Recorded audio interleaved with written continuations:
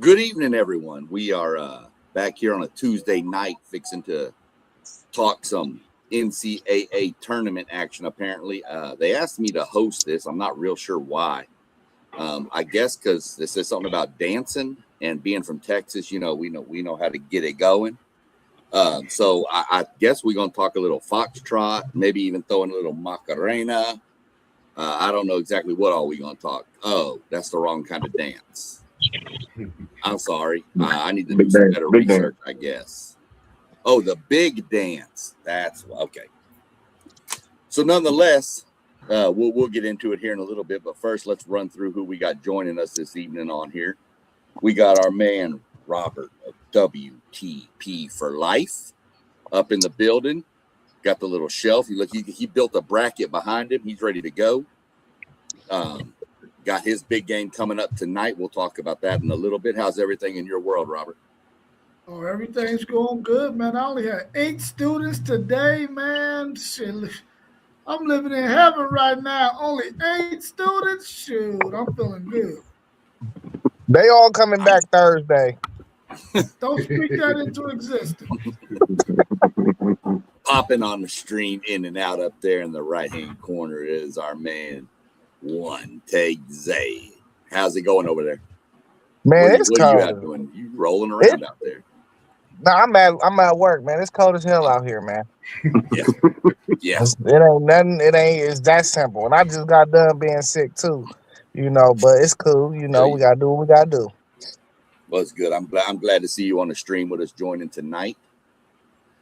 We got our man Level Up Sports 10 down in the bottom left corner of your screen. Moss Bird, what's going on, fella? I'm feeling pretty good, man. An off day, finally. Good to see everybody enjoying you fellas, man. It's been a couple of days, man. I had a power outage that was going on throughout the city. Just getting acquainted with this new job schedule. Just glad to be back on, man. Talking what we talk on sports and just looking to do so much more. Glad to see we have our Spotify going as well as our Patreon.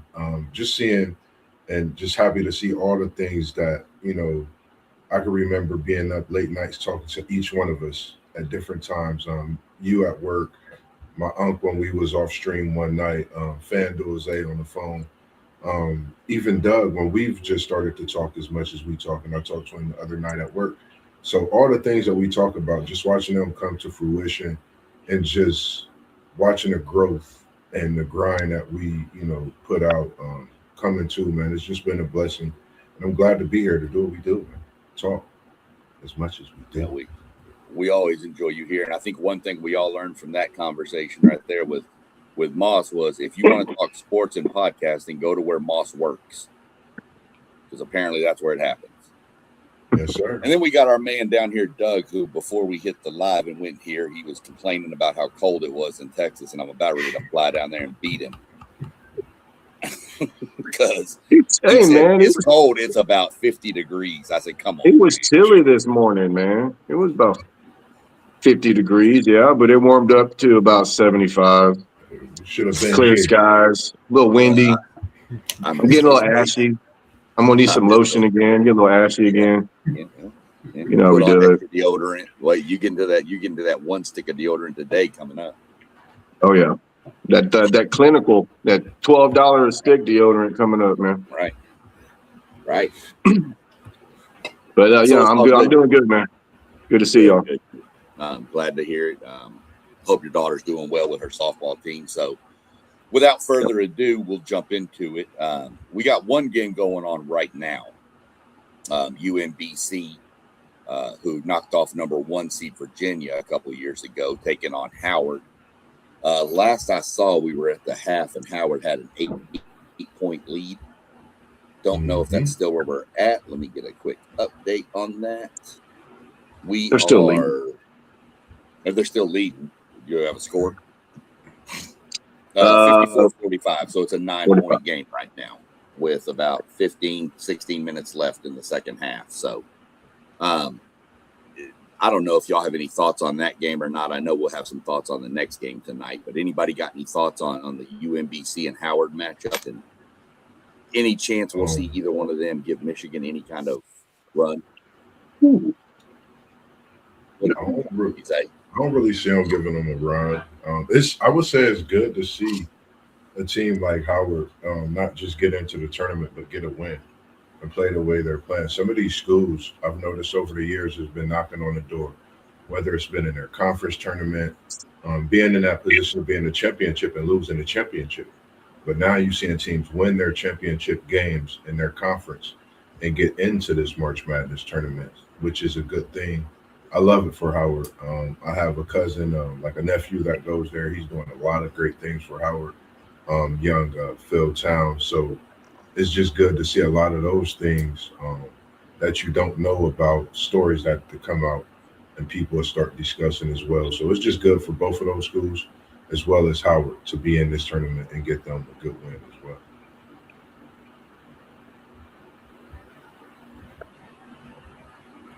Yeah, I don't know much about either one of these teams and their players, but I picked Howard to win this game simply because I had a buddy who went there and got his master's degree from there. So I said, hey, I got some kind of connection. One of my childhood friends got his master's from there, so I'm going with Howard. All right. Yeah, I really don't pick play-in games. That's a little below my pay grade. You know. I agree. So I agree. you know, I just know whoever wins is gonna lose. They're gonna get thumped. Yep. I enjoy some of the lower schools like this. I'm a mascot guy. I like seeing some of the crazy mascots that these small schools have, the retrievers and the bison and stuff. So, you know, just one of those things. I threw it out there since it was up there. But the big game I think everybody is interested in tonight, Texas and North Carolina State. Now, these teams played earlier in the season in the Maui Invitational. And Texas beat them 107-90 or 102-97. We'll let you and Rob go last, Doug, since that's y'all's team down there, not North Carolina State. We'll let y'all go last. Zay, you got what are you thinking here? I'm rolling with Texas, man. Only because of the hometown kid. You feel me? Yeah, I seen NC State. Both of these teams too. Once they win, they're gonna get thumped. Well, all right, Moss. I think Moss is agreeing with you because I know who the winner of this game, by the way, takes on BYU. So, Moss, I know you pretty much have got whoever wins this losing next week because I think BYU is one of your 19 teams in the bracket, right? That's my one team in the bracket. That's my one and only college basketball team. Since AJ has came, that's my God, and that's my squad. But I got Texas. Like Zay said, man, hometown Dalen Swain. He's a special kid, special talent. Watching him just every level just continue to get better. And being at Texas, I think you're able to see the skill set that he actually. You know, I've seen a more well-rounded game, NBA style of game, and I think this Texas team go as he goes. They're big up front. Texas is long, but I'm not. I know I'm a BYU fan. Texas is a scary team. We gotta be honest. This is a team that was right there on the bubble to actually have a good seat to be in the tournament, but I think you just gotta watch out for them. I have them winning. But yes, I have them losing to my BYU Cougars in the following game. All right, we'll let Doug get the first crack at Texas. Yeah, man. Of course, I got my Longhorns winning tonight. A rematch. I mean, both teams are pretty much the same. They're similar. I think it's going to be another high-scoring game. But like everybody said, I mean, whoever wins this game is not going to win the next game. I don't think so either. I don't think Texas has an answer for AJ. So, no, man, I definitely like the Longhorns. If they could just play a little, somewhat disciplined tonight, maybe not foul the heck out of everybody. I think they got a good chance of getting in. But it'll be a one and done for them after that. So, but it'd be nice. Man. Yeah, Okay. whenever Texas has the advantage with the bigs in the paint, they typically win games like this, and I think they're going to take advantage of the fact that they got the advantage with the frontline guys. So I think as long as Texas plays good enough defense to keep NC State from doing whatever they want to do on the perimeter, knocking down threes.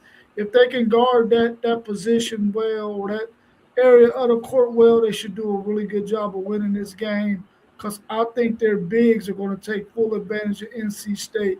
And they're a much better team, Texas that is, than they were when they played NC State earlier in the year. But, of course, NC State is a better team as well. But I think Texas has an advantage that they can really take advantage of with the bigs, and I think that's what they'll do tonight and win this game. Even though I think it's going to be a close game, I think Texas pulls it out down the stretch and wins this by at least 5 or more points. Let's go. Yeah, I actually have Texas winning this game. Again, I don't predict them on my brackets, but I take Texas in this matchup. As I said, I actually have Texas winning this one and the next one.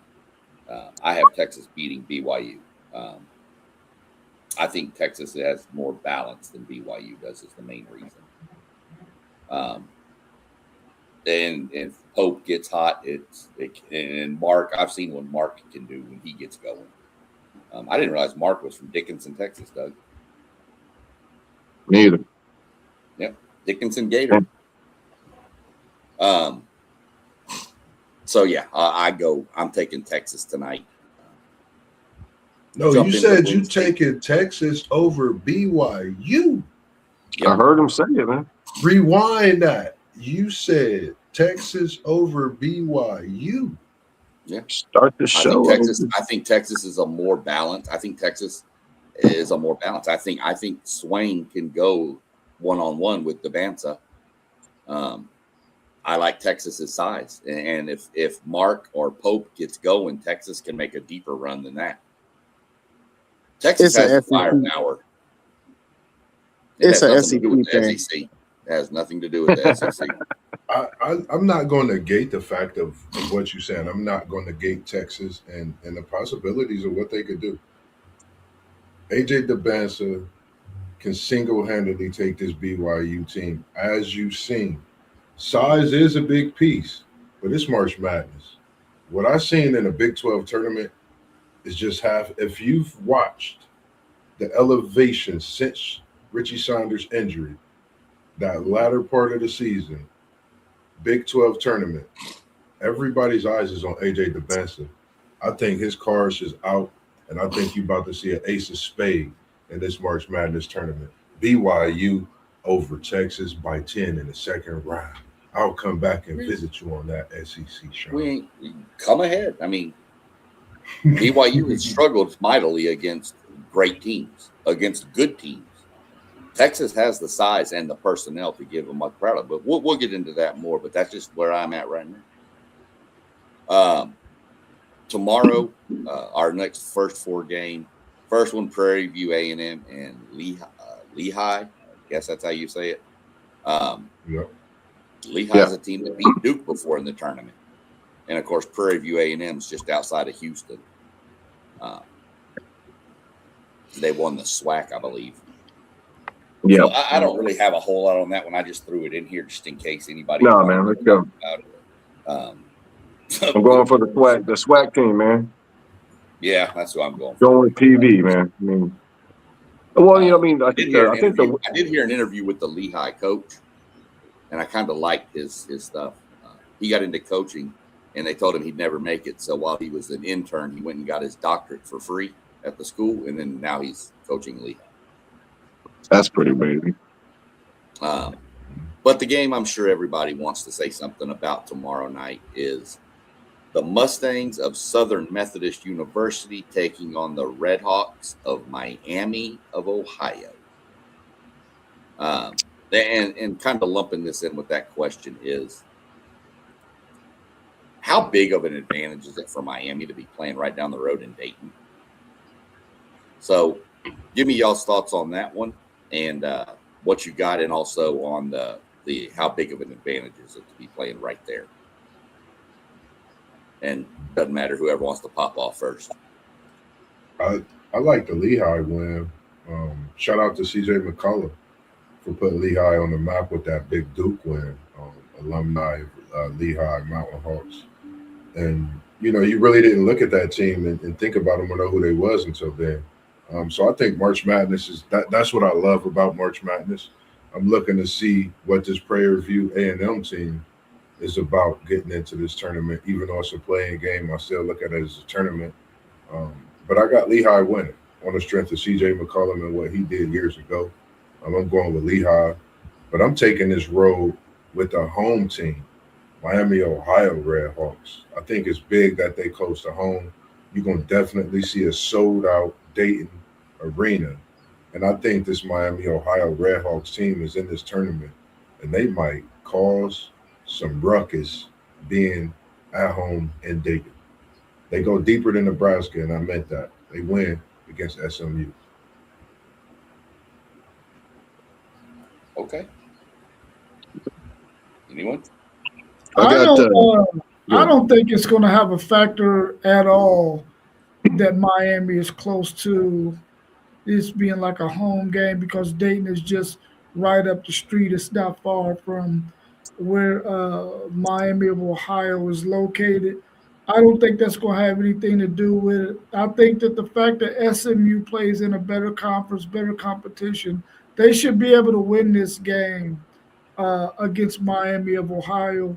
I think they will win it. I think Miami of Ohio will get him a good game, but I think SMU comes out on top in this one.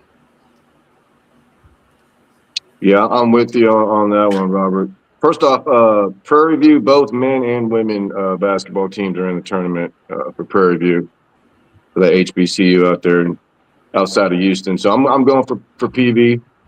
But as far as this SMU, Miami of Ohio, Miami of Ohio has been a great story all year long, man. People have been fighting for them to get in. You've been hearing all these experts talking about how they lose one game, they're not going to make it in and all this and that. So they lost one game and now they're in. And now I'm hearing people talk about how they might win 2 games in the tournament now. I'm like, man, what the heck's going on here? Look, it's a great story. They're playing SMU. SMU, like Robert said, they play out of a real conference. It's a decent conference at least. And they're a good basketball team. They got some athletes on there, man. So it does help that they're playing in Dayton, but this has got to be probably the best team they played all year, I want to say. I mean, if their strength of schedule is that bad. Is there any other team comparable to SMU that they played this year? No? Okay. So they're either going to somehow win this game or they're going to get run off the floor. That's what I think. So, but great story, but I got SMU in this game. Too many good athletes. Yeah, I think people about to learn who Jerron Pierre is in this game. I don't think too many people in the country know who he is. I think they're going to get ran off the floor. I'm sorry. I wanted them to make it, though. I think they're deserving of being in the tournament, but I just don't think mid-majors got the same type of juice that they once had. Yeah, I'm kind of the same as Doug, Robert, and everything Zaya there. I've seen this SMU team play, mainly when they obliterated my Aggies. It actually went to overtime, and SMU outscored them like 14-0 in the overtime. It wasn't pretty at all. Miami of Ohio has played absolute nobody, and I get they're throwing the narrative that nobody wanted to schedule them, so they had to play whoever. I don't buy that at all. I think it's going to be pretty bad. I think the only upset thing from Miami of Ohio is going to be the fans when they're traveling back home. I don't think this is going to be close. I think SMU is going to beat them pretty handily. So that'll get us through those. Now, before we really get into some of the questions here, one thing I'm curious on everybody's take here. One freshman. Pick one freshman. There we go. Which freshman means the most for his team to have the ability to make a deep run? So, which freshman can carry his team the deepest? Let me go before one takes Zay and say Acuff. It's Acuff, man, for Arkansas all day. If they're going to make a run, it's going to have to be because of him. And, man, he is one heck of a tremendous freshman player. He's a heck of a player, period, bro. For him to be a freshman and to be doing what he's doing, AP, I believe, first team, All-American? Come on, bro.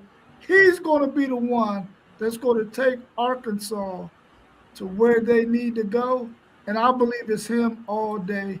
He's the freshman that means the most to their program if they're going to make that run. Now, there's some other ones out there, but I'm picking Acuff. For sure. Moss? Doug? Zay? Man, I hate to say it, but it's going to be AJ at BYU. I mean, that guy does pretty much everything for that team.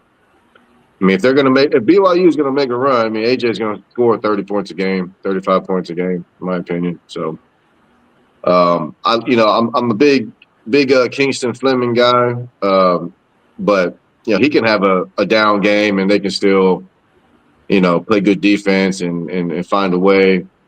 I don't know what BYU can do without AJ. So I'm going AJ. Since you went AJ, I'm a Kingston Fleming fan. I love the Acuff. I've really watched that kid. I haven't been his biggest fan as far as in my likes keeping him high. He's the real deal. Allen Iverson comparisons, true, everything, the whole book. The reason I like Fleming's is because I think when people think of Houston going to the national championship, I would say Fleming's. Because if you really think about it, they can win games, with them playing a certain way. But if they want to get to that national championship, to me, that's a deep run for Houston. I think national championship is a deep run. I think Final Four is not a deep run for Houston. They've been there before. They've been to the national championship. I think winning it, Kingston, he has to play as top as it could get, for this Houston team. So that would be my pick. Of course, I'm going to say my guy, AJ DeBenson, with all that's going on with BYU, size, Richie Rich being gone, just so much more. But I'm going to go with Fleming's on this one. Yeah, all good answers. All good answers. Rob know how I feel about Acuff, man. I think he could really go on a run right here to possibly get into this number one pick conversation for real. I think he's that good. But outside of him, if I had to pick one person to identify that's a freshman, that if he get hot and he play to the top of his ability, that his team could do something, I'm going to have to identify Keaton Wagler from Illinois. 6'6", his game kind of remind me of like a Tyrese Halliburton, just less of a passer, a bit of less of a passer. But when this dude is on, he on, man. And with all the finesse and stretch shooting that they got on that team, I think the floor might be able to be open for him to really get off and improve his stock. He's already a lottery pick, but I think he could possibly enter the top 7, with a nice run right here. So I'm gonna go Keaton Wagler, and I don't think that. Well, we'll get to that. We'll get to that.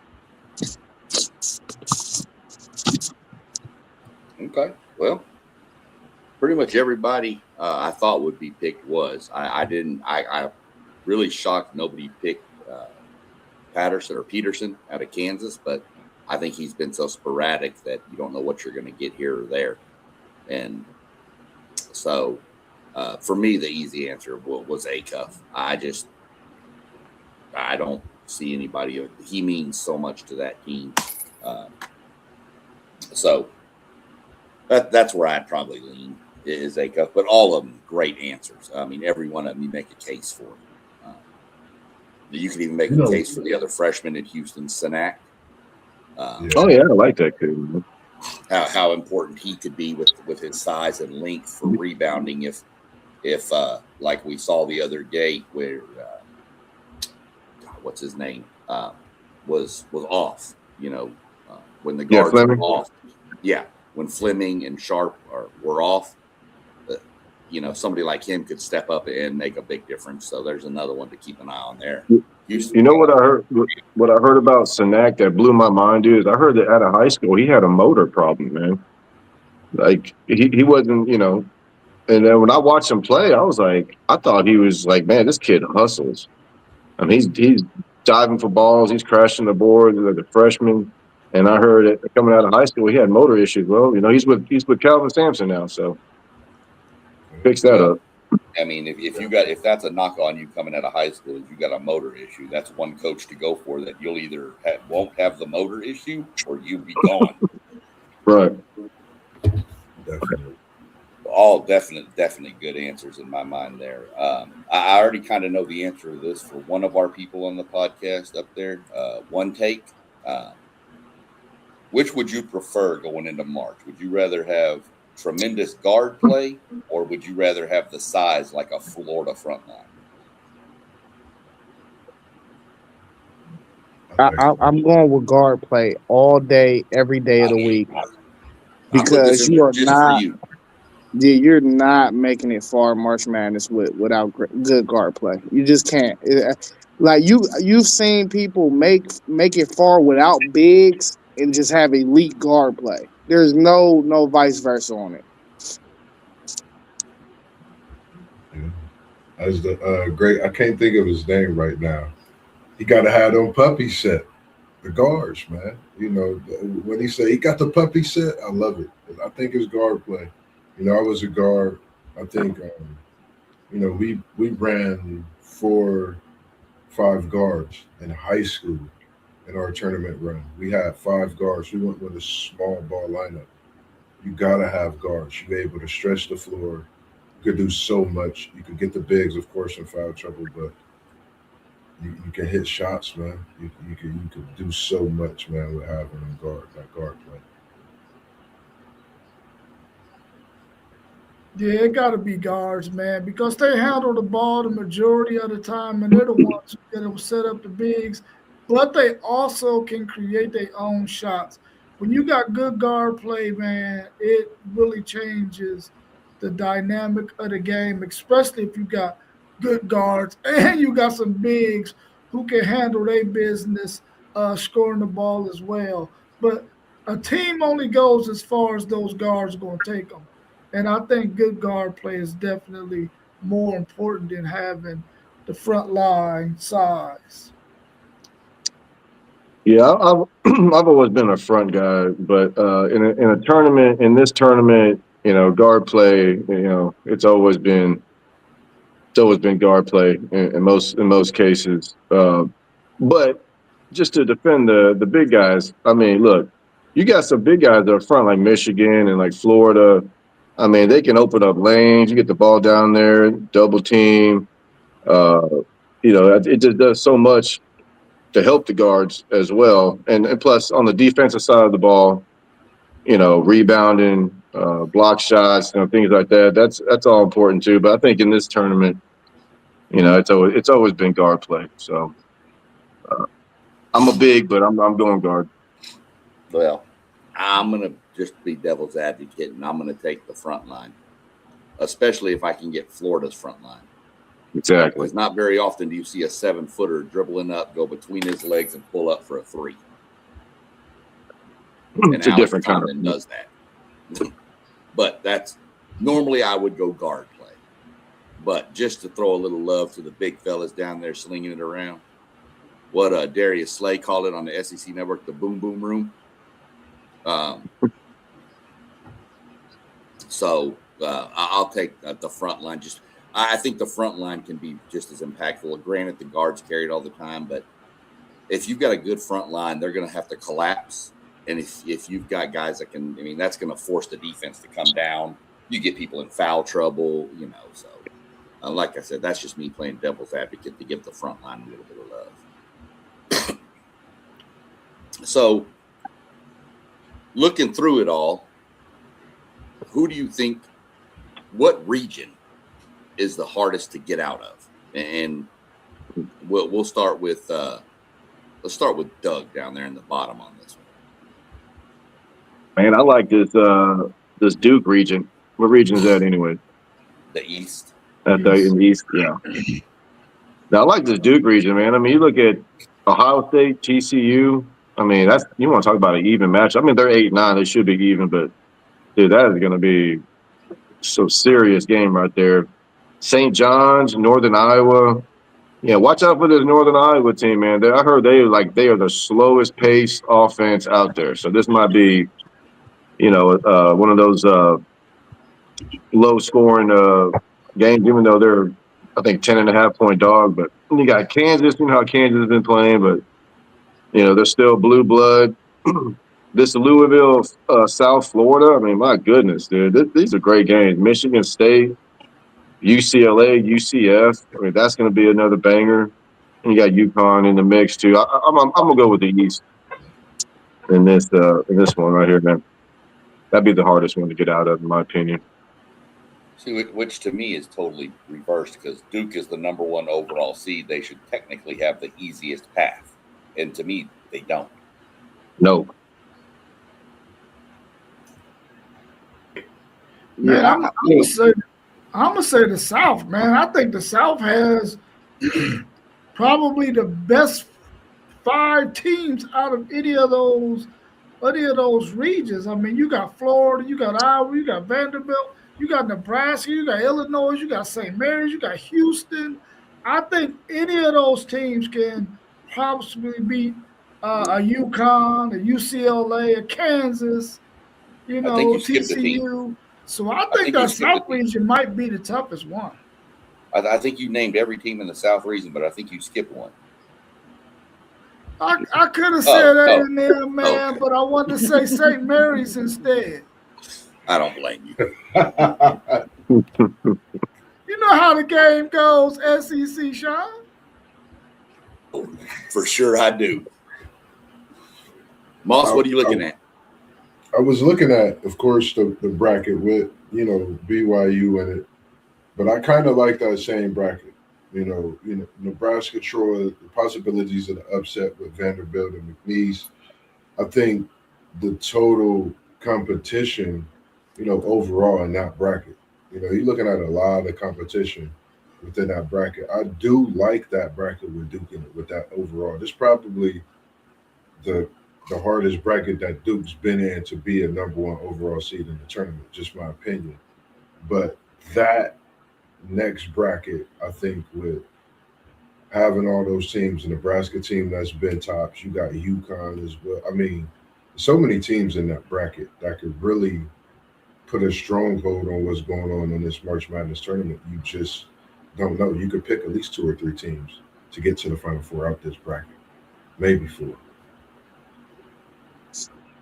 Yeah, when I break down a March Madness bracket and I'm looking at who got the toughest bracket, you always got to size it up for the 1 seed because the 1 seed earned the right, to play the path that they got. Duke was the number 1 overall seed. And with that being said, when you look at all these brackets and you look at 2, 3, and 4, who are the 2, 3, and 4 seeds in that bracket? And that's going to keep leading me back to the South region. That South region 2, 3, and 4 seed, if you stack them up against every other region, I would much rather have every other region than them three teams to come out of there. Because I'm just looking over here. You got the blue blood bracket that Duke is in. They got all blue bloods in there. It's all blue bloods, but how many of them teams are really good? How many teams do we really fear out of them blue bloods this year? You know, you look at UConn, and we might be like, okay, they might be in a product of the Big East, and we know they're blue blood, and it's UConn. Yeah, we know it's UConn, but are we really scared of UConn this year? You know what I'm saying? And then you go over to Arizona, they got Purdue, who I think is the worst 2 seed out of everybody. You know, so I don't know that South region, man. Just them 2, 3, and 4 seeds. Them just look like a tough draw. And everybody know I'm not a fan of Virginia either. When you get over to that Midwest region, so I wouldn't be fearful of them. And we know Bama just lost one of their best players, their number 2 scorers. So that South region look monster right now on paper, bro. Real quick, Zay. The crazy thing about that South region too is when you got the Nebraska Troy, the Vanderbilt McNeese. Both of them games could actually have advances with higher digit seeds. We know what McNeese has done. This Troy team, I haven't heard nobody talk about them as much as they have this year and what the possibilities of them doing in this tournament over this Nebraska team. I've been waiting to see that 13-4, and y'all know how I feel about Nebraska. I mean, I like them, I love them, but they might be waiting until next year to get them a tournament win. Just my thoughts. So I think that shows the strength. Hey, they didn't do Florida. They didn't do Florida no favors because really Iowa and Clemson might be 2 of the better 8, 9 seeds in the bracket as well. You know what I'm saying? And you just lost to Vandy. You just lost to them. So they ain't do them no favors down there, man. You got ran out the gym. Yeah. Man. And don't let Caleb Wilson come back, because if Caleb Wilson come back, North Carolina got the best player in the whole region. And if he was playing, he would have been my pick for that question that SEC Sean had with freshmen, because I think when Caleb Wilson got hurt, I put everything on chalk talk for North Carolina in this tournament. I don't know if I have enough faith in them without Caleb Wilson. I mean, I love the university. Nothing against the players, but Caleb Wilson is that much to that team. Man. Sound like he might be back, though. If he's back for the first game, I'm giving North Carolina the win. If he at least 85%. Yeah, I don't know about the first. I've heard he could come back. I'm just not sure where he sits right now for their first game. But to be honest, I think they're going to need him in that first game to get by VCU. But yeah, for sure. Yeah, I mean, y'all are spot. I think it's got to be the South with the amount of talent down in the South. One thing I found crazy about the East, I mean, this is no homerism at all. Don't even take it that way. But, you know, the SEC got 10 teams in, and they didn't put one of them in the East region. There's not one SEC team in that region. They're all crammed into the other. They're all crammed into the other. There's, I think, 4.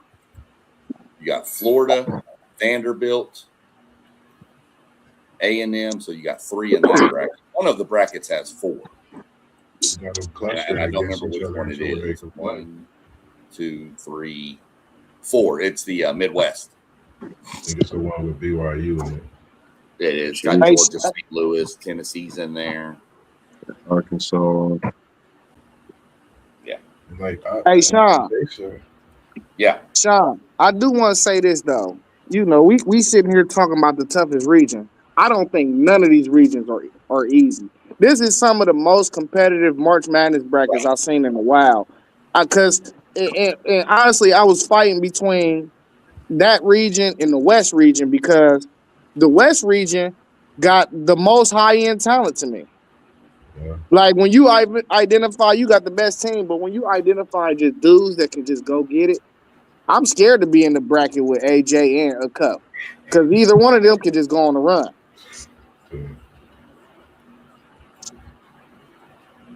And Parlay Poe, he shouted out Wisconsin. He said that was his sleeper team, and that Wisconsin team ain't no joke.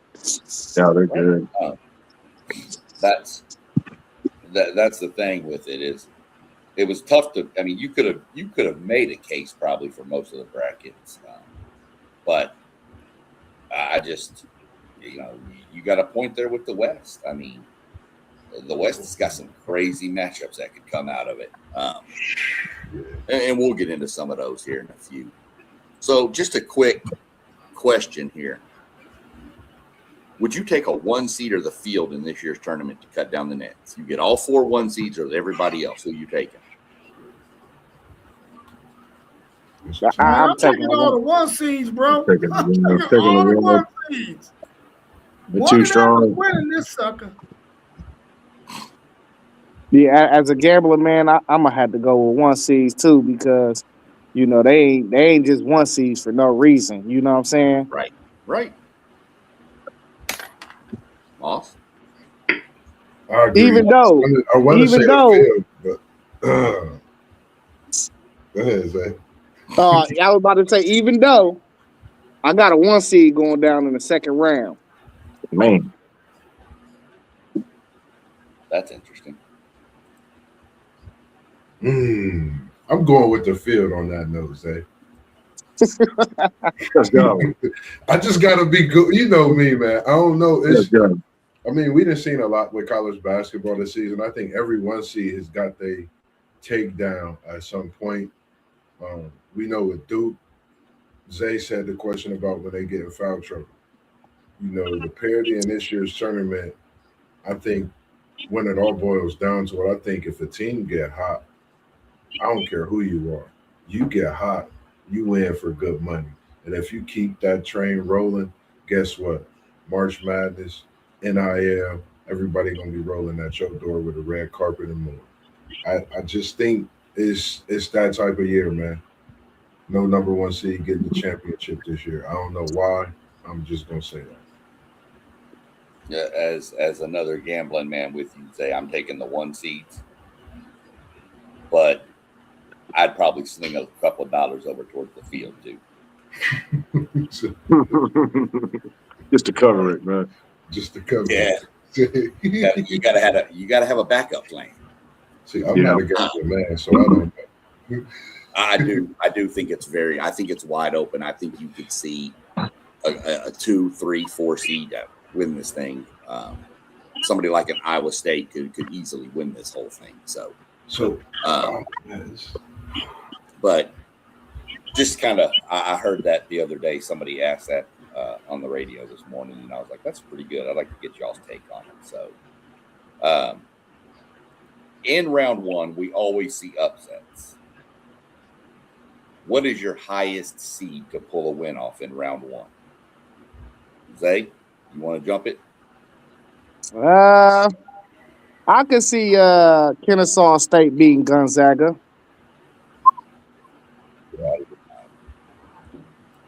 Yeah, so 14. I can see a 14/3 this year. We might need to put the disclaimer we use for Moss out for you on that pick. I mean, what special did you see from Gonzaga this year? They not special this year, and they are mid-major, just like these other teams for real. I know. They like the Pepperdine. You mentioned that one game, Kennesaw State. Kennesaw State's good at track. You know that. Hey, and you got to be wary about teams like that when it's a year like this, when they're not stacked, because Kennesaw State not going to be scared of them. They going to be like, nah, we done face teams just like y'all this year, and, it's something about playing that schedule that Gonzaga play when they not stacked. You're not playing high-end competition every night, bruh. You could come out there and drop an egg. So, listen. It's March, man. We done seen crazier stuff. I was what's your thoughts on this one, huh? Man, I like what FanDuel said. I mean, one take Zed just said about that Kennesaw State over Gonzaga, because I'm thinking to myself, as a Texas fan, and it might sound like some homerism, but if Texas wins tonight, I think they can I think they can get BYU, and I think they can get Gonzaga too. Will they? Probably not. But they got a good enough team that they can get both of them. They can get both of them. But I'm going with VCU 11 seed over North Carolina. I think that VCU is going to beat North Carolina, especially if they don't have Wilson. Is that his name, Wilson? Yeah. Yes, sir. I think they beat them, man. I'm going with VCU 11 seed over that number 6 seed North Carolina. Yeah, I got two number 11s winning. VCU, I'm with Rob on that one against North Carolina, and I'm gonna take South Florida against Louisville. South Florida can ball, man. They've had a great season this year, so I think they're really dangerous. So I'm gonna say two of them, two 11 seeds, possibly a 10 seed in UCF, but I'm gonna go VCU in South Florida. I'm with you. I was looking at that game, and not having Michael Brown Jr. for Louisville is going to suck. You know, he's a guard with oozing talent as well. I think we haven't even got to see half of his potential with his injury in the second half of the season. So I'm going to go with you with that win in USF. And then I'm going Troy over Nebraska. Because, of course, I got Miami of Ohio winning that first game, meaning Nebraska got to go down. Sorry, Nebraska. Troy is up on the plate, and Troy wants to eat. They want to stay in March Madness to survive, to get into that 32. So I think this is Troy's year, and they've been knocking on the door for years.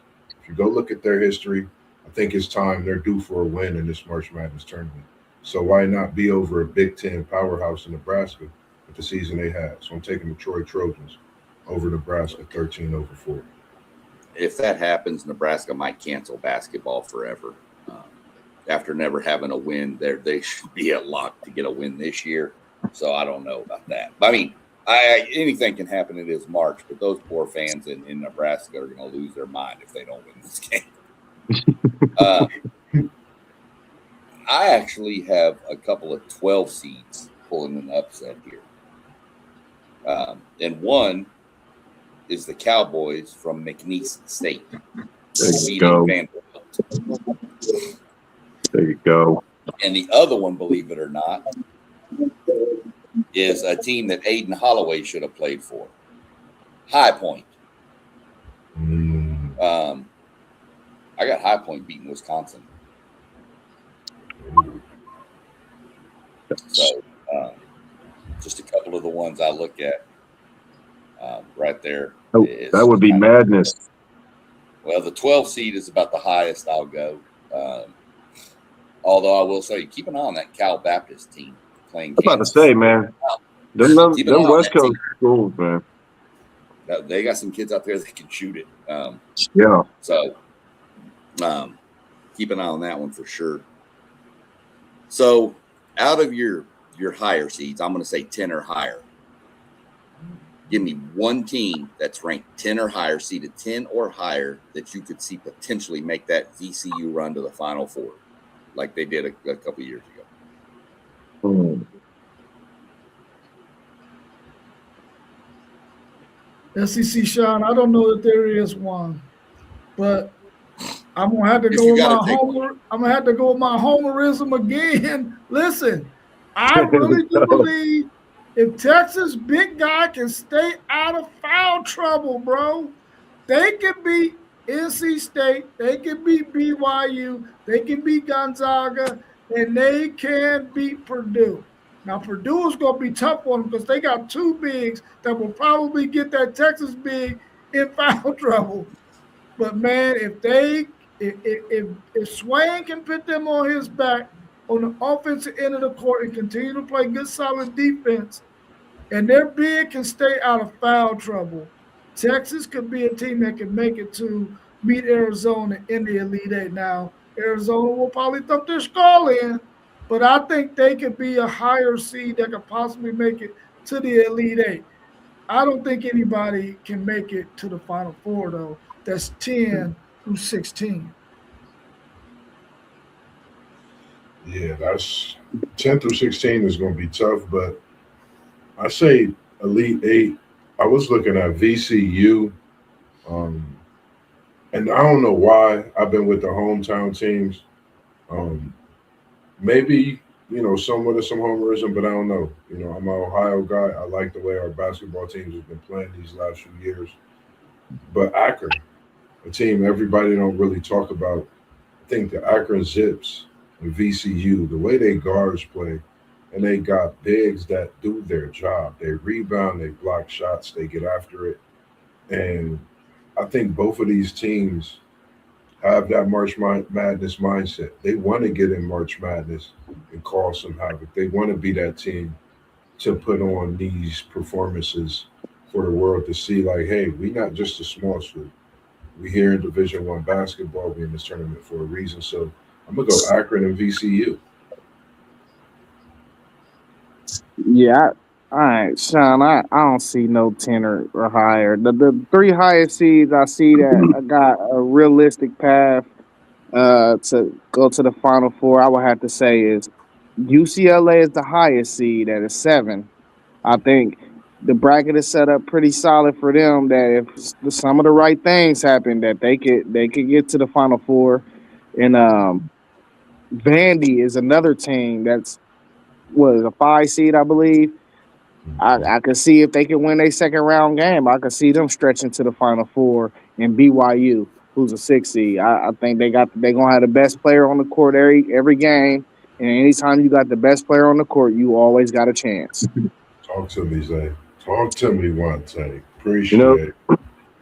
Sean, when it comes to 10 to 16, I mean, that's gonna be tough, man. But I'll throw a 10 out there. Santa Clara, possibly. I think they're going to beat Kentucky. I think they want that coach fired anyway, so that might be good for Kentucky fans. So, these West Coast teams, man, you got to watch out for them, man. I mean, they play late. Nobody knows much about them. They beat up on each other. These Cal Riverside, and there's Fullertons and all these teams out there, man. They're pretty evenly matched, I think. And Santa Clara, what they in? Who they play, man, over there? They out there with Gonzaga. Yeah, they were Gonzaga, exactly. I was about to say they. Yeah, man. I mean, if a 10 seed is going to do it, I think they have a shot. But other than that, I don't think anybody. I mean, it's going to be a 1 seed probably, but watch out for Santa Clara. They're going to beat Kentucky. Yeah, I don't necessarily believe anybody's going to do it, but I know, we've had it happen a few times over the past few years. So I wanted to see with the parity we seem to be facing, what we thought. I mean, I think a team like UCF could make a run. I mean, that's a team that took down Texas Tech when they were still healthy. So then they came down to Houston. I think there's a chance. I don't know. I don't know about the Final Four. I could see Sweet 16, Elite 8 for sure for a 10 seed or 2 or higher, but I don't think we're going to see what we saw. God, what was it a couple years ago? We had a couple of high seeds in the Final Four. Like, wasn't there a 12 and a 14? FIU might have been one. It was FIU or yeah. FIU and DCU both made it. Yeah. They were both like 11 and 13 or something. So, Yeah. I mean, it's madness. They call it that for a reason, so we don't know. But I agree. I don't think it'll happen, but I was just curious if anybody thought there was a chance we could see something like that again. So, before we hit this one question, I want to throw this one out there. We're up at about 55 minutes right now. Give me 1 or 2 matchups that intrigue you the most in round 1. Just 1 or 2, no more. And the first one that caught my eye was Ohio State TCU. I don't know why, but the 8-9 matchup. I'm interested in seeing that game. That's going to be a great game. UCLA, UCF. I mean, like you said, UCF. They played pretty good when they beat Texas Tech. That was impressive. When they came down to Houston, I thought that was going to be a banger, man. And Houston took care of them pretty good. So you never know what team's going to show up. So, but the first one that came to mind that really caught my eye was this Ohio State TCU game. That's going to be a good one for me. I think for me it was Just seeing the UCLA, up close, watching UCF, seeing how Fox and Bo played together. I think that matchup is, I don't know if that's like, we consider that a banger. That type of matchup during the season is called a banger, as well as the Texas Tech and Akron matchup. That's going to be something to see because I spoke highly on Texas Tech, and when I seen this matchup, I said, "Damn!" I shook my head because it's tough for me to go against Texas Tech, but this Akron team, I know, a couple players pops personally, and these kids has come to that Akron team and made a difference, but other players as well.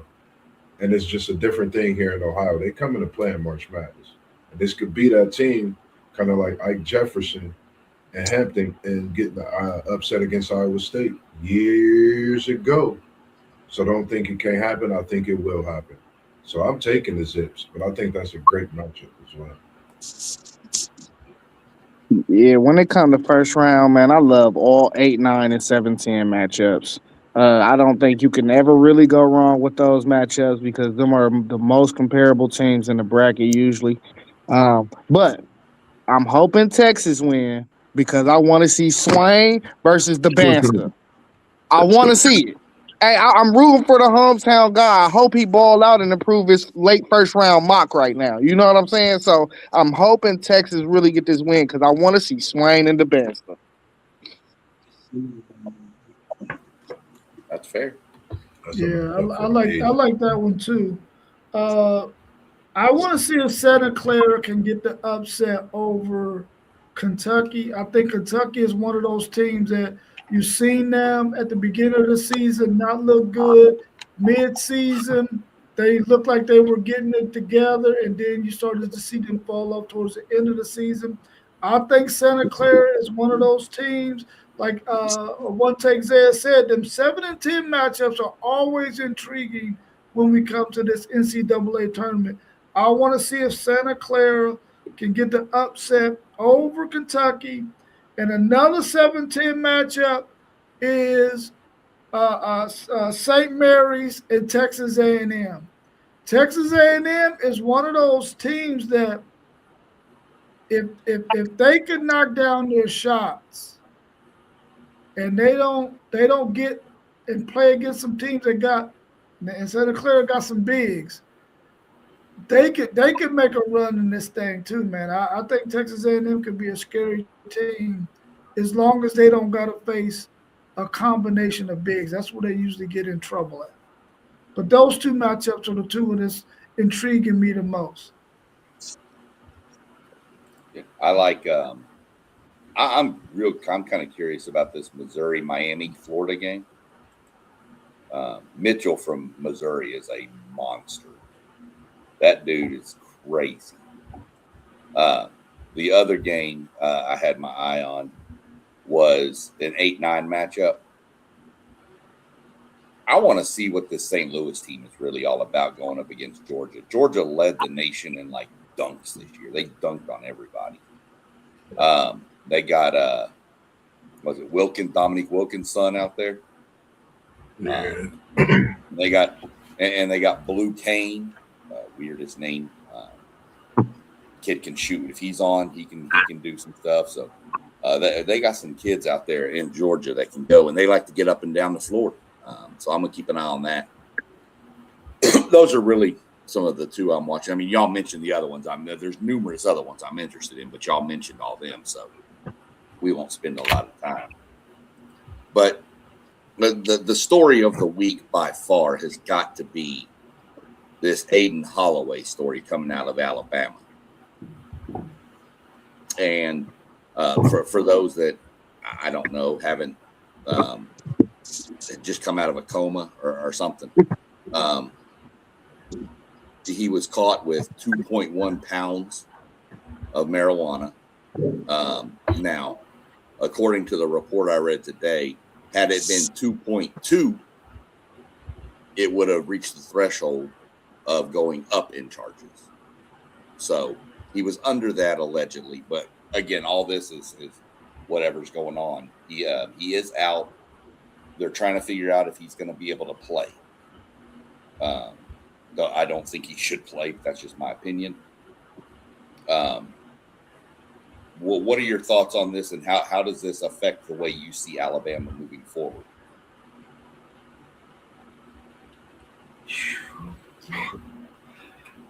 Money make the world go round. It's something, man. It's a tough thing to look at when you got everything that goes on to that as an athlete. When I played sports in high school, I'm here. I will admit, my sophomore year, through halfway through my sophomore year, I chose to smoke. My coach didn't know I chose to do it during the season, but I would not do nothing like this. I'm not him in this situation. It's so many things that could go on and come about it. I don't want to say the wrong thing. He's a young kid. You can imagine what things go through their mind to do with this type of money that they have in this day and age. I'm gonna say that.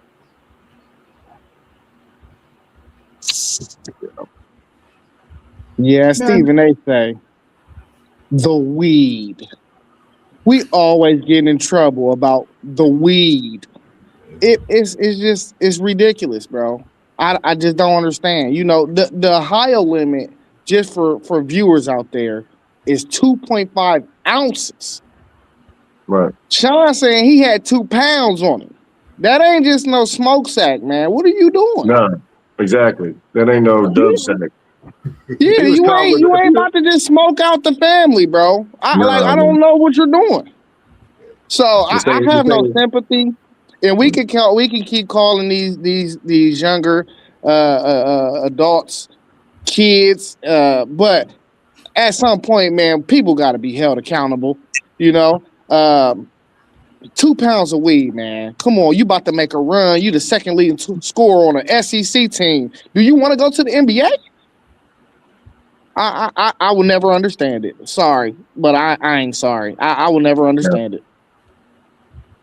Yeah, I'm with you on that one, Jake. I mean, it wasn't like a freaking dime bag or something, some personal. What's this kid doing with 2 pounds, bro? Like, that just don't make any sense to me. According to the story, and through his attorney, it was his for his personal use. Come on, man. That's not a smoke sack, bro. Come on, Sean. Nobody even smoked the same stuff that much. I'm not saying he didn't. It wasn't. I'm telling you what the facts are in the paper were from his attorney. And we understand that. And I done grew up in the trenches. That ain't a smoke sack, right, bro. I agree. Trust me. I agree. Especially since some was in a vacuum cleaner, some was in a drawer, some was over. I can read you the whole list. He had it stashed in about 15 different places. Nickel bag hollow. That's what they call it. And tons of cash. Probably all different types of strains, and everything, man. Probably. You know what I do, Zay? I was about to get to you, Moss. I was about to tell us, is that a smoke sack, brother? If I got 10 bands in my pocket, I'm not even walking around with that much. I'm not even gonna have that much in my house, bro. That's you. It's just the consequences to what you do. You gotta, like you said, you gotta make better judgment.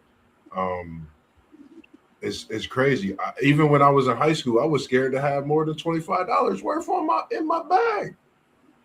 I didn't even go to I wouldn't even go to school with it. Like it's just limitations to what you do. You gotta use your head when the world is what it is, and all eyes are on you. Period. When you get in the bag of money, don't just think it's funny, honey. They're gonna be on you. Period. Man, the thing that gets me, man, is we've seen so many similar cases like this throughout sports history. Just in general, period. It don't even got to be an athlete. Too many cases have taken place. Too much experience out there for you to read about people who have done boneheaded stuff like this and messed their careers up. Yeah. Other people have bumped their heads so you don't have to. and this guy goes and does what he does now, chances of him playing in this tournament is slim and none. The NBA, if he is a prospect, is probably thinking to themselves, if this dude is this boneheaded to blow an opportunity to play in the best basketball league in the world, being the NBA, then this guy don't deserve to even be on any of our rosters because this dude's a bonehead. You just can't make those kind of mistakes, man. You're a young man. I'm quite sure you're getting enough NIL money. You're the second leading scorer on your team. I'm quite sure you're getting enough money to do the things that you need to do, that you don't have to have 2+ pounds of marijuana on you. I just don't get it. I don't understand it. Anybody out there watching or reading that story, understand this. Don't do boneheaded stuff like that. It reminds me of when Romance Taylor was going to be back at Texas, Colt McCoy's redshirt freshman year. After we won the national title, we needed that guy. We needed him so badly for that team. And he couldn't play because he did something boneheaded just like that. And he'll tell you to this day that he wish he never done that because he missed out on an opportunity to make it to the NFL because of that. And he would have definitely been an NFL player, either at a punt return, kick return, wide receiver, something. He would have been in the NFL because he was that good of a football player. Well, on a bright note, at least he didn't pull a Greg Robinson. Nobody know what that is? Greg Robinson was caught with 157 pounds a week.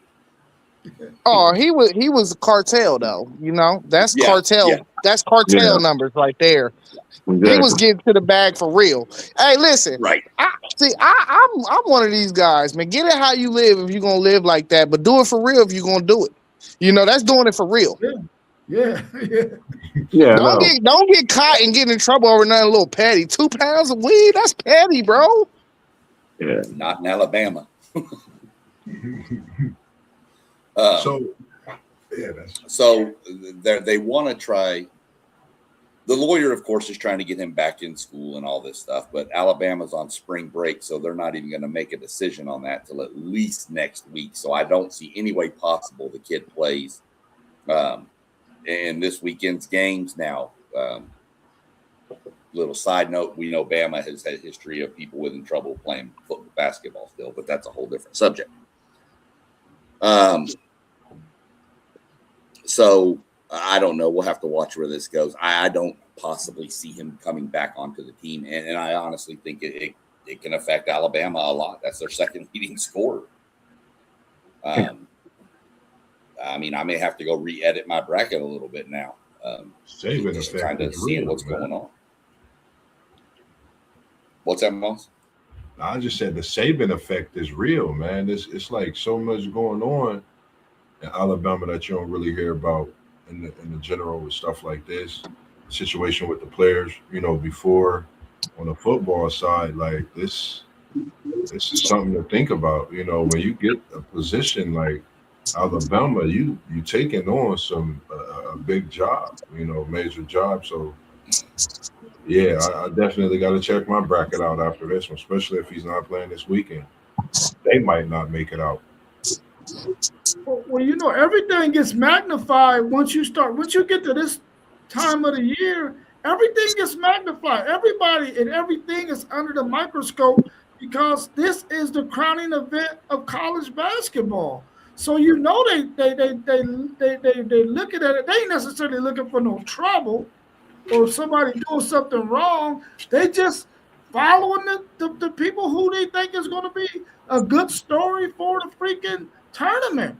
And you're the second leading scorer on your team. You think you're not going to be up under the microscope. You think they're not going to want to see what's going on with the second leading scorer of Alabama. And they find out that you're doing dirt. Or you might be doing some dirt.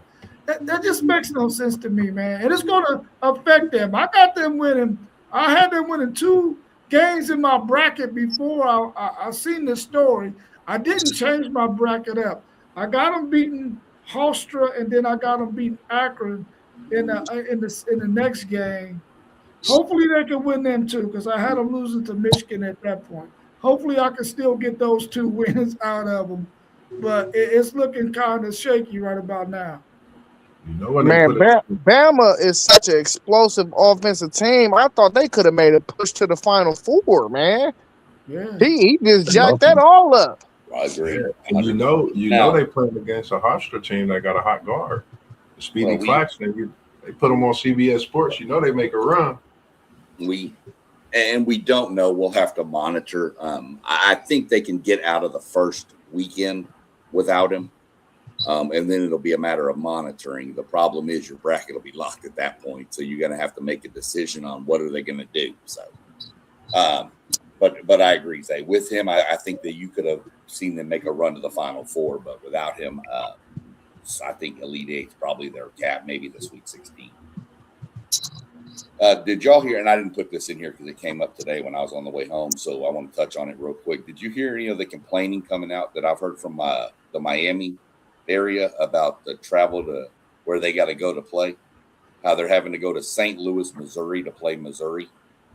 Who Missouri got? Miami in St. Louis. And then the winner of that, let's say Missouri wins, and they get Purdue in St. Louis. Oh, that's okay. That's what I said. I said, what does it matter, really? I mean, Yeah, I know. You're there.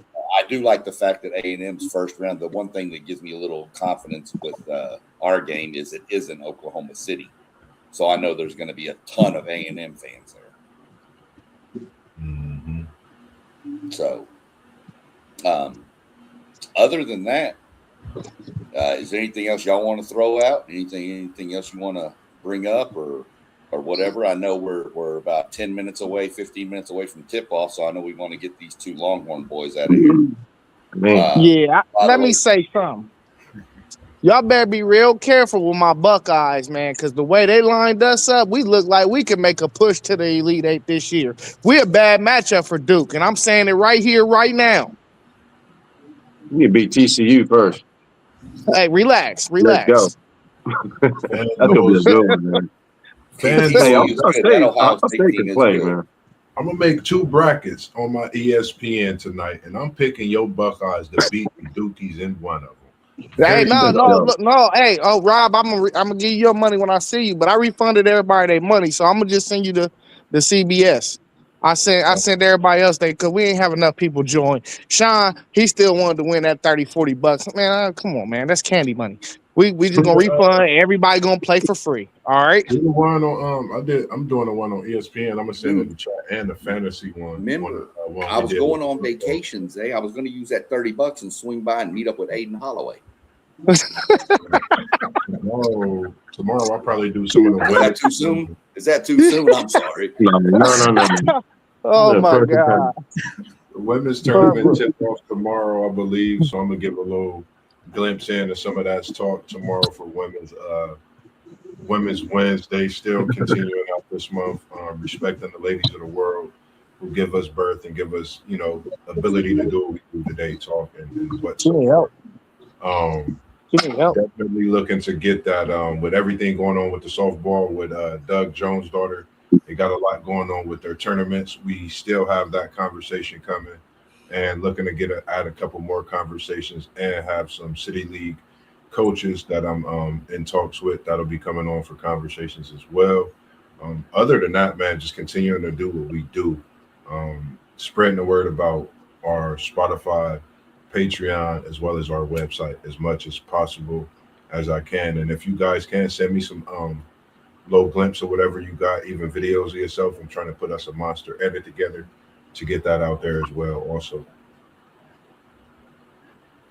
Yeah, I'll shoot you some little short videos I got from NASCAR stuff that I've got saved up for me. What time are you planning on doing that tomorrow, Moss? Probably the usual time, 7:45.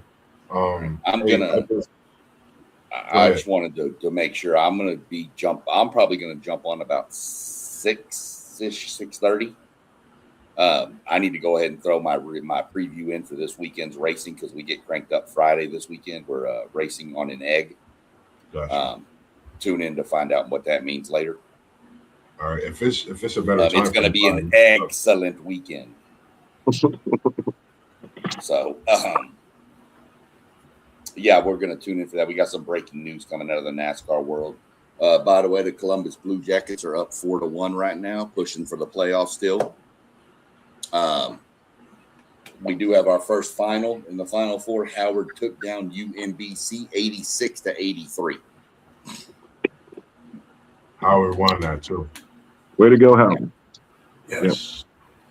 So we have our first final of the college basketball world cranking up. It still says 9:15 for y'all's Texas thing. So anything else?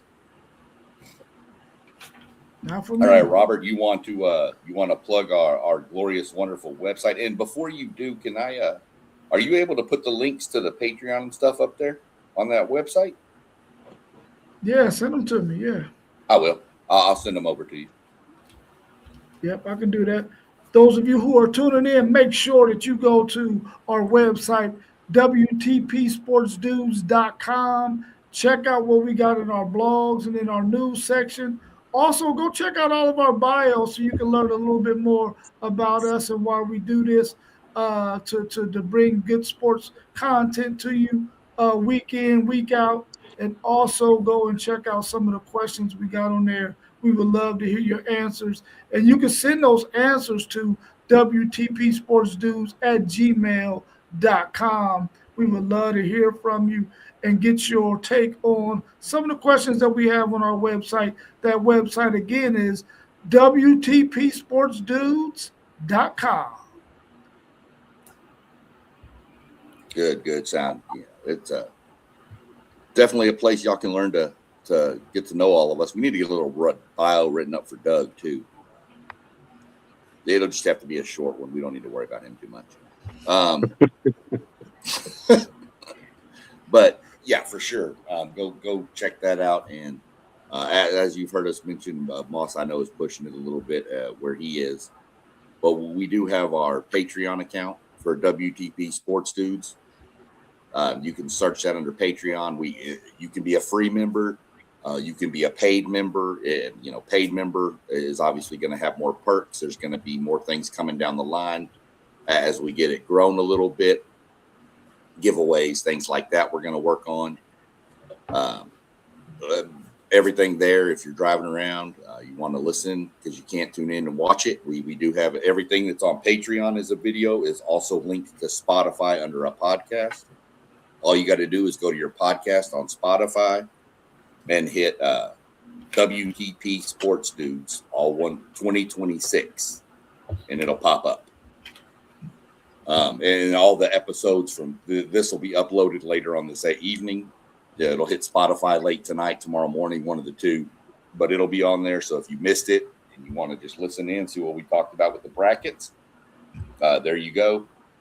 Other than that, I know we got Moss coming up tomorrow. I know we'll have something Thursday.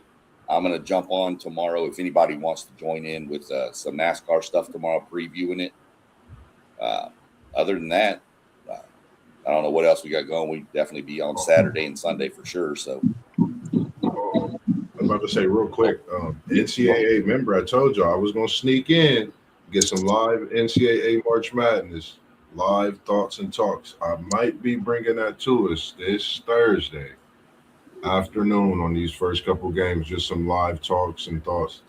I'm not sure. Just, stay tuned for stuff like that. I think that's something that we've all been talking about and we're looking forward to. A couple streams ago, my live stream last week, I dabbled into it during the BYU game at the end. So if you didn't get a chance, go check it out.